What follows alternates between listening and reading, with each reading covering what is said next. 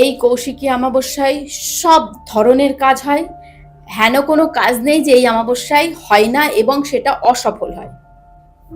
সেটা তোমার জন্মছকে যে আমাদের বিভিন্ন রকমের দোষগুলো থাকে, যোগগুলো থাকে, নেগেটিভ ইয়েগুলো থাকে, যেমন মাঙ্গলিক দোষ, গ্রহণ দোষ, কালসর্প দোষ, বিভিন্ন টাইপের যেগুলো থাকে। তারপরে তোমার বিভিন্ন পাপগ্রহের যেগুলো দশা অন্তর্দশা চলে, রাহুর মহাদশা, রাহুর অন্তর্দশা, শনির দ্বারা পীড়িত, শনির মহাদশা চলছে, 7.5 চলছে, মানে এগুলো কাটানো হয়। কার বিয়ে হচ্ছে না, বিয়েতে বাধা, কেউ হয় আসছে তার বিয়ে, পাশের বাড়ির লোক বা আত্মীয়রা তন্ত্র মন্ত্র করে বেঁধে রেখেছে, বিয়ে হতে দিচ্ছে না।